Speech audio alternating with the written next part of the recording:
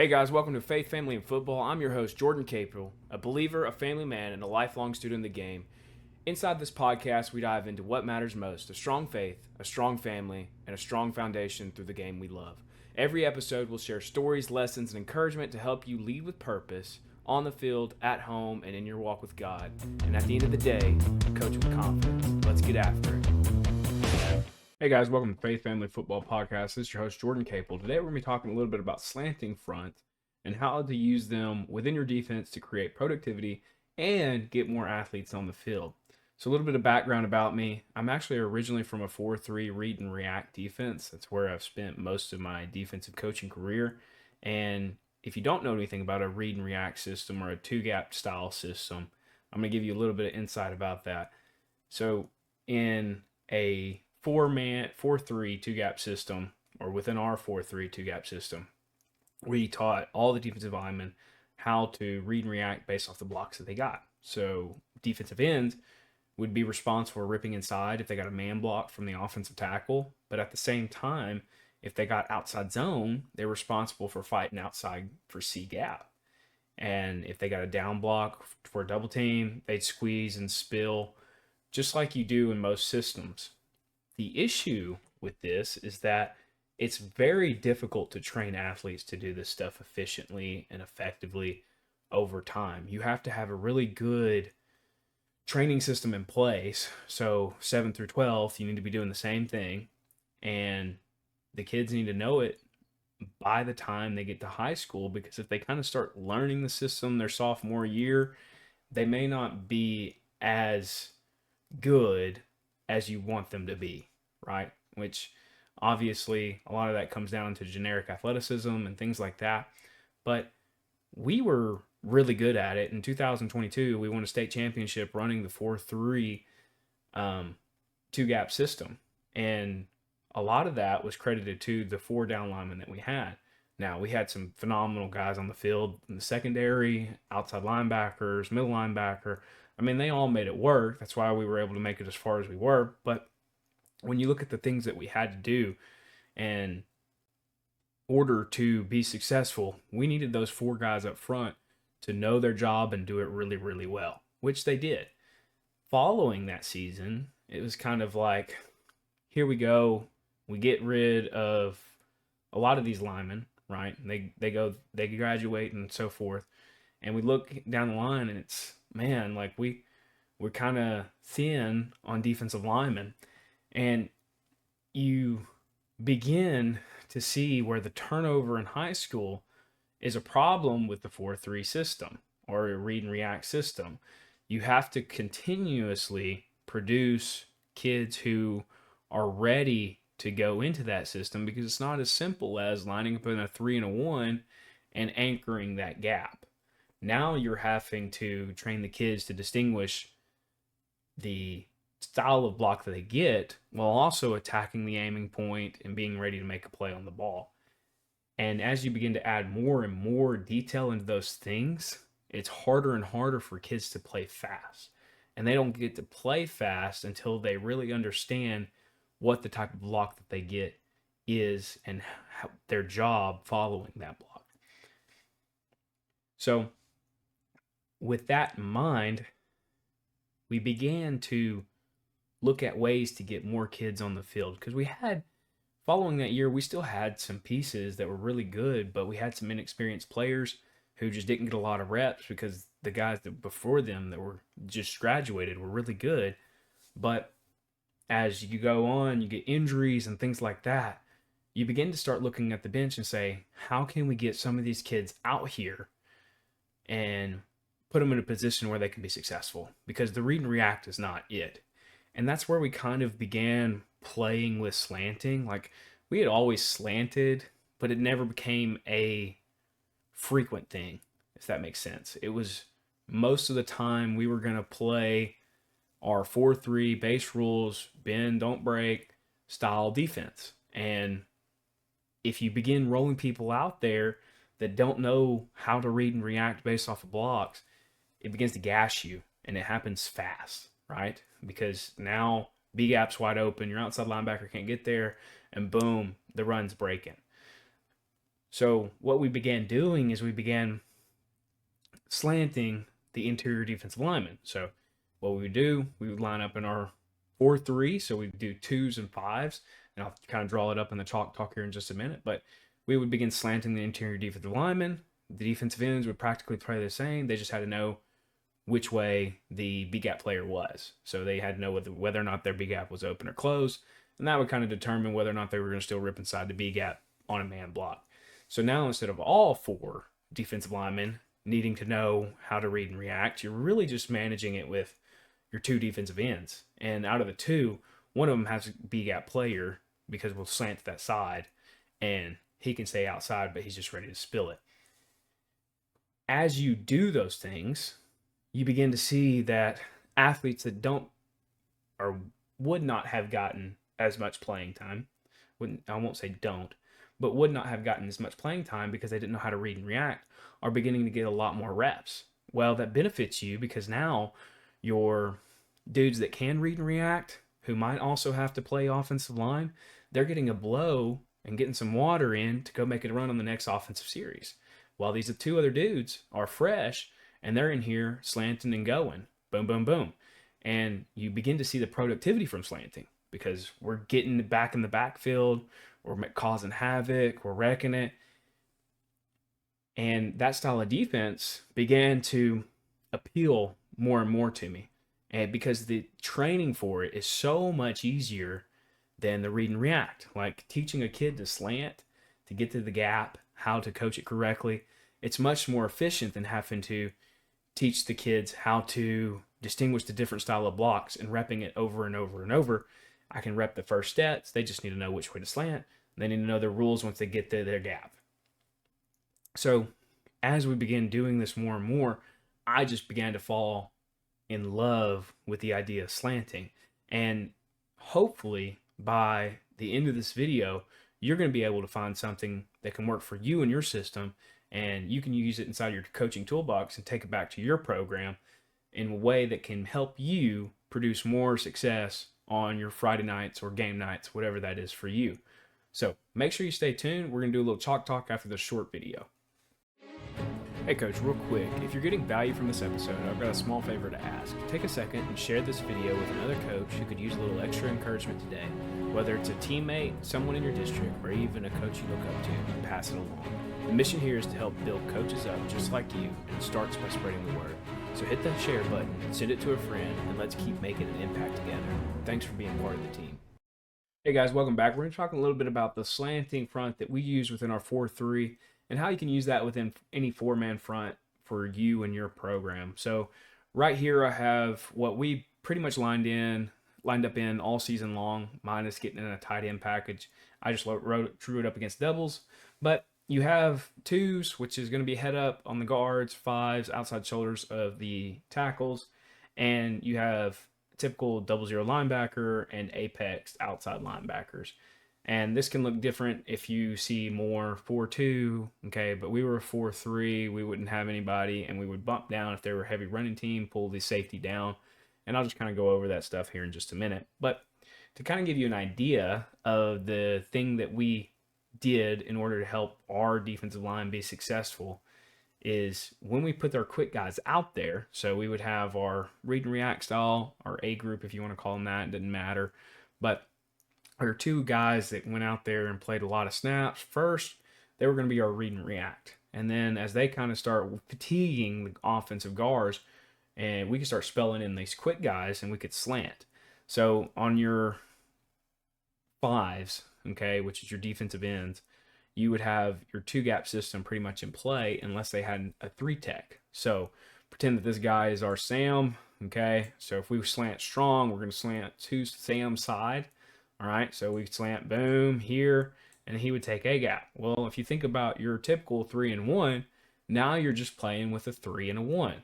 We wouldn't box anything though. So if you're a box team and you teach the defensive end to box, which some 4-2 people will, depending on how they want to do this, but we would spill it out to our outside linebacker, okay, who's right here. So he would come here and he would have this. So if this guard pulled, he would still squeeze and spill. Mike would scrape, okay?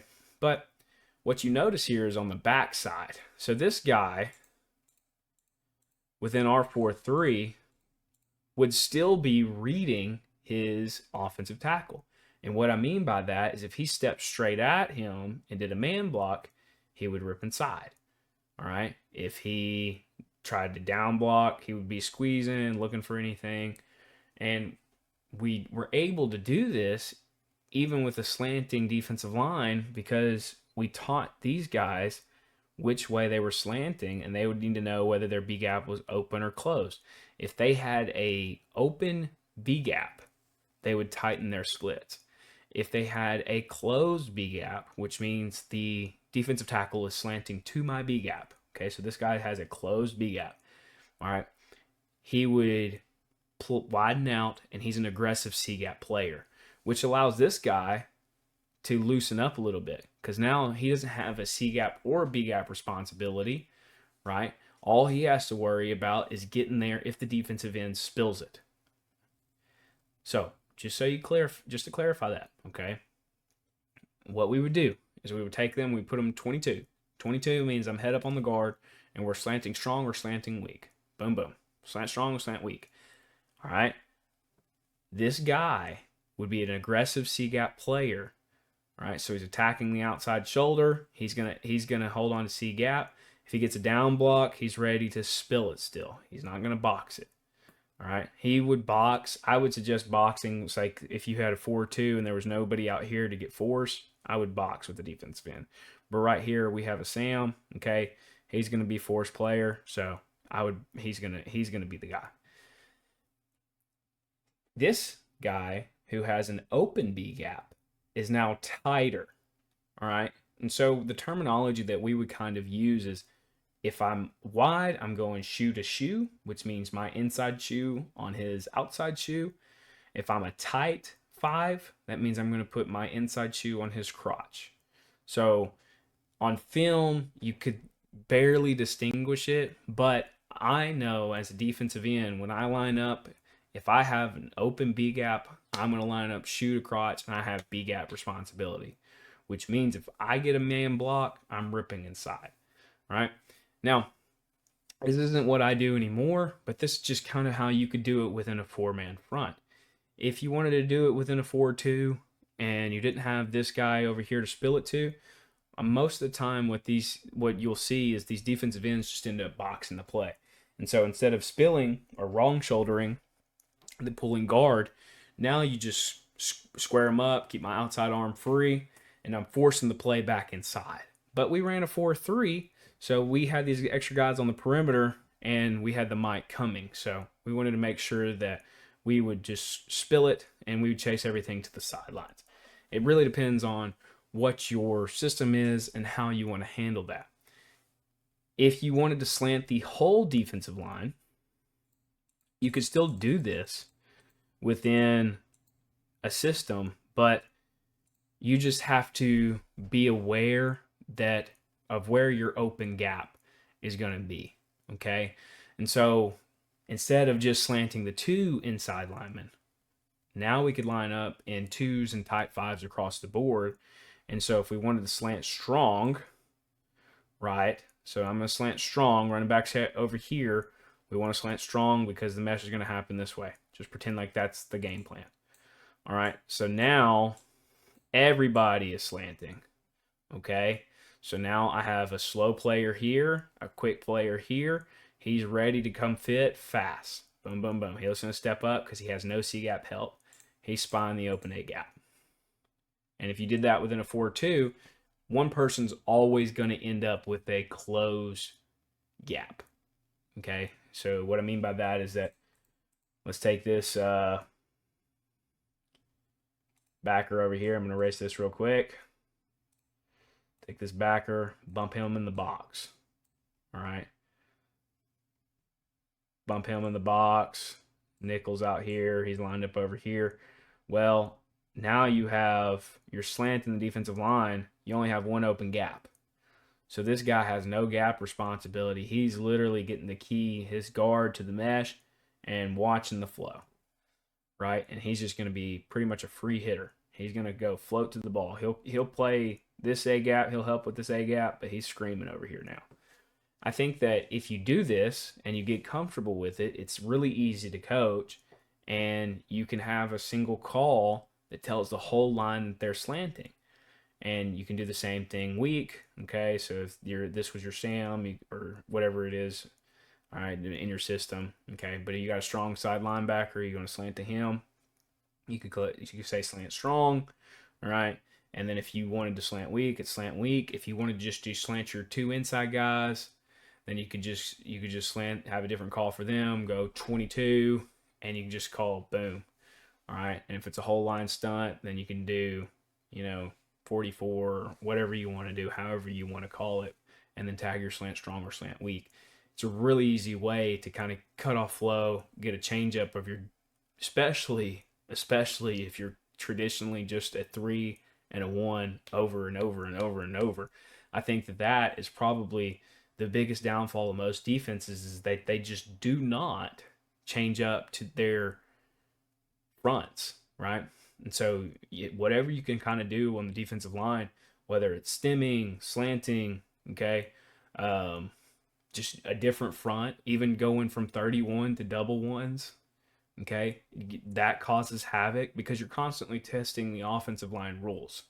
And that's why people had so many problems with our twos when we were running the 4-3, is they would be like, they wouldn't know how to block if they weren't in a 3 and a 1.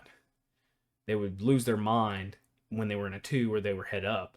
And it caused a lot of issues for most offensive lines. And so when you begin to kind of tweak that, and you're comfortable enough coaching it, then you can kind of do a lot of different things. If you start slanting and you start coaching it, you will get comfortable with it. It's just a matter of getting comfortable with the terminology. And realistically, if you've been coaching defensive line, you already know this. You've probably done this, but you just may not have a fascination with slanting. But I promise you, if you start doing it, I'm not saying you have to base in it like I do, but you start doing it, you'll find moments in games where you're like, man, this is a great time to slant. And then you'll do it, and it'll be an explosive play. And you'll be like, man, why haven't we been doing this for X amount of years, right? Why are we just now doing this? I think that it's just another toolbox, and it's super simple for kids to get, and it allows the defensive line to play super fast. And when you combine all those things together, it just breeds productivity for your defense. And that's what you really want as a coach, is you want something that's simple, that you can change up your look, change it up on the fly, and kids can understand and comprehend and do really fast and go out there and perform on game day like they know what they're doing. And slanting is just one of those things that makes a huge difference. Kids love to do it. Coaches who call it enough love to call it. And I think that it just can change the way that you kind of view a traditional front and be like, boom, here we go. Now we're going to play 22 and we're going to slant. And it gets you out of your 31. Maybe it's a little bit out of your comfort zone. But if you just do it a couple of times, you'll see where it can kind of be beneficial. And as you begin to have more and more formations, and you have issues calling the strength, like, so you kind of think of like 31 is your strong side. So like wherever your 3 is, that's your strong side. Let's just pretend like that. Okay. Well, if you start getting tails and kids start getting confused on the strong side, weak side, or whatever the 3 is supposed to be for the game plan, well, then you can go in at halftime and say, hey, we're going to go 22, and I'm just going to slant you strong or weak. All right, we're just going to do it. We're going to do it on second downs. All right, I'm going to call it. I'm going to call 22, okay? We're just going to do it on second downs. Well, you don't have to tell them that, but that can be part of your game plan, just to change it up, okay? Because they're killing us. They're killing us. They get in the split back look, okay? They've been killing us in the split back look. We're not getting set right in the 3 and the 1. Our front's been wrong all night long. So I'm going to call it, say 22, slant strong. Boom. 22, slant weak. Boom. Right? And it just allows you to have a quick fix within your system, and kids can effectively do it and know how to get there. And then you go back to that thing we were talking about earlier. It allows you to play kids that may not be traditionally good defensive linemen. So they're not big bodies. They're not able to anchor a gap, but they're quick. they're fast, they're good with their hands, they can get off blocks. And that's kind of where slanting gives them the advantage. And it just allows you to kind of add a little twist, a little wrinkle within your system. And it's something that's easy to coach and fun to coach and fun to execute from the athletic standpoint. Coach, if you're looking to take your defense to the next level, I've got something special for you. I've just released my Dynamic 3-4 defensive playbook. This is a PDF full of blitz packages, coverage adjustments, run fits, and coaching tips that you can install immediately, whether you're facing spread teams or power-heavy offenses. This playbook gives you the flexibility and aggressiveness you need to succeed. So if you're serious about shutting teams down and confusing quarterbacks, head over to SidelineSuccessAcademy.com and grab your copy of the Dynamic 3-4 playbook. Now let's get back to our original episode. Welcome back. We're going to be talking a little bit about how to coach the slanting portion of the defensive line. Just some quick, easy tips that can kind of help your defensive line get good at it, even if I'm not going to base out of it like what I would do, and help you be able to coach your kids and get them successful. So here we have essentially a guard and a tackle with two defensive linemen. I put them in 2s and 5s. I don't personally line up in 2s and 5s. We're an on front, so we line up in 0s and 4s. So we're going to be head up on everybody and we're going to slant. But what you want to do is make sure that your kids, when they are slanting, are either in a 4-point stance or they want to have the hand that they're slanting to down and then that foot back. And if you don't have to be that super picky about the hand placement, but you definitely want the foot that is going to the gap back. So what I mean by that is if I'm this guy right here and I'm slanting to this B gap, okay, so for him, he'd be facing this tackle, so it'd be his right foot. He's stepping with his right foot right now and trying to secure that gap. And he wants to be able to rip across his face. All right, and so if I'm slanting here, let's say both guys are slanting the same way. Now we're both going to the right, so both of our right feet should be back. And what you want to teach your kids is either you are going to still the gap now, all right? This is one way that you can do it. Still the gap now. I'm going to rip across his face. I'm not even going to collision him. I'm just going to the gap. And once I get to the gap, I'm going to get a yard behind the football. I'm going to settle down. I'm going to find the football. I always want to make sure that whenever I win the gap, right? Once I win the gap, my eyes should immediately go up to find the football. And I want to look inside first, because if you think about where's the ball going to be coming from 90% of the time for the defensive line, it's going to be from the inside because it's got to be snapped there, correct? Okay, so as long as it's a good snap and it wasn't some weird thing, okay, there's going to be a quarterback back there, running back, mesh, whatever it is. So I'm going to slant and my eyes immediately go inside towards the quarterback. I'm looking for anything that could be coming, and then I'm going to get flat down the line. What you want to make sure that you're doing is when you're dipping and ripping, I want nice pad level, and I want a rip across with the opposite arm. So if I'm stepping with my right foot inside gap, I'm ripping across with my left arm, and then vice versa. If I was slanting the opposite way, I must be stepping with my left foot first, ripping across with my right arm. And then we want to emphasize a violent rip. We want to get rid of those arms. Okay, we're ripping up. I always kind of just imagine like an animated uppercut, like I'm a violent push, boom, going through all the way through his arms, right? You want to finish in a high uppercut position. What this does is it teaches kids as you're going down, you want to make sure that my pad level's low enough. I want to reach and touch the ground and then violently rip up, okay? Now, you have different slanting styles, so when I teach the two interior linemen, okay, so we slant and collision with the two interior linemen. If I'm going to slant the whole line, sometimes I just steal a gap, but you have like go techs, which is just go now, and then you have your normal slanting techs, which is going to be I'm going to collision and then rip off. All right, so what this does with the collision is it makes sure that they can't just free release up to linebacker. I'm getting a piece of you before I go. And that step is more at the shoulder, okay? So like it's going to be, I'm going to step. So with this guy that's slanting to the right, I'm going to step to the right foot. I'm securing it, but my left foot is going to drive at his shoulder. And what that does is now I'm going to attack with both arms, or you can just do one arm, right? You can do one arm and rip, but you can attack both arms, and I'm looking at the near number. Okay, so if your jersey number has two numbers on it, you're going to hit the near number, the top corner number of what you're trying to get, and you're going to try and pin the shoulder and bicep, and then rip across his face. So that's a slant and collision versus a slant and go. Is there a benefit to each one? Possibly. I think that it really comes down to the athlete. As long as the athlete is getting into the gap and doing their job, then it doesn't really matter how they got there. But you want to supply them with toolbox and let each one kind of do what's best for them. And I don't ever want to like overcoach an athlete and say, no, you have to do it my way. But yeah, as you get it, you can be more technical about what they're doing. But when they first start out, you got to get them comfortable. So yes, they need to step with the correct foot.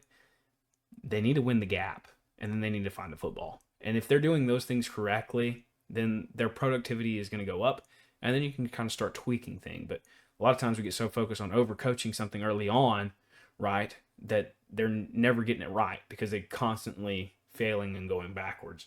But make sure that you kind of go through, you're emphasizing the step. Like they have to step to the gap. They got to win the gap, right? If they're taking a left foot step to go to the right gap, doesn't make any sense. You're stepping in the opposite direction. So you want to make sure that my first step is always with the correct foot to the correct gap. It's always near foot to near gap. Okay, so if I'm slanting right, I'm going with my right foot to the right gap. Right? If I'm slanting left, it's my left foot to the left gap. Because what you end up doing is if I step right, if I take my left foot and I step right, what have my legs done? Well, now they're twisted up and I'm off balance. And it's very easy to pancake that way. And you just want to make sure that you emphasize that. As far as the slanting and go versus slanting and collision, that's totally up to you and what you feel like is best for your kids. Okay. And each one kind of has their own benefits. And I'm not going to tell you, okay, a smaller, faster kid, probably going to be better at a slant and go. Okay. A bigger, stronger kid, it's going to be better at a slant and collision. It's just physiologically makes more sense. So I kind of equip both within my kids and just make them decide what's best for them. I coach both. I teach both. Now, you may not want to, but that's just something that you can kind of dabble in and get good at. As you do it more and more, you're going to get more comfortable at teaching it, more comfortable at coaching it. It's a lot of the same stuff that you would normally see. Okay, you're still going to be coaching pad level. If they're not getting clean, then they're probably not extending and ripping it the same way that they're supposed to. Okay, if they slant and they get a double team, well, the double team rules still pretty much stay the same. Okay, you still want to either A, split the double team, or B, collapse in the hole. That can also depend on your style. Some people scrape over the top of double teams with their defensive line. I'm not big into that, but that could be you. I don't personally do it, but whatever double team rules you have, it still applies in your slanting position. So what you do matters a lot more about how you want to coach it and how you want to implement it in your system versus what I would do, okay? Because at the end of the day, it's your program, your athletes, your system. So make it your own. But I'm just trying to give you tools and tips and things that you can kind of do in order to help improve your program. All right. And so I want to wrap up today, kind of talk a little bit about Mother's Day. Since every single one of us does have a mother, right? Maybe not actively in our life, but we got to grow and love and appreciate them. And we got to appreciate our wives too. So if you look at Proverbs chapter 31, verses 10 through 31, and read that, it goes on to talk about the wife of noble character. And it opens up in verse 10 and says, a wife of noble character who can find? She is worth far more than rubies. And if you take a moment and think about your wife, or if you're not married, think about your mother, and think about the things that they sacrifice on a daily basis for either yourself or your kids.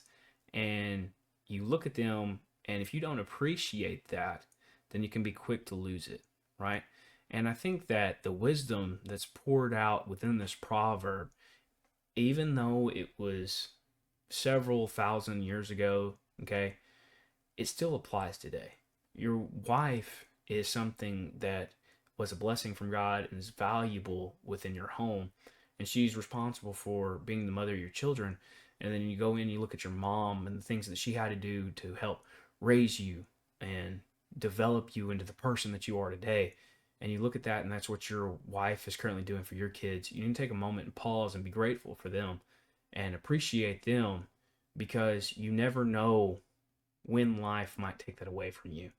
And I don't mean that in a harsh way, but in a reality check is, am I appreciating those women in my life that have been able to support me in ways that I haven't always fully understood? And if you go in and continue reading all the way down, which I really think you should, you look at verse 28. Her children arise and call her blessed. Her husband also, and he praises her. Many women do noble things, but you surpass them all. So make sure that you're appreciating your mom. Make sure you're appreciating your wife. Make sure you tell them Happy Mother's Day. And I appreciate you guys for watching this episode. And I hope that you got something valuable from it and you begin to incorporate slanting within your program. And if not, that's okay too. I won't take it too personal. But hopefully you got something from this. Hopefully you're able to take something valuable, add it to your coaching toolbox, and be able to use it and for the success of your program. God bless.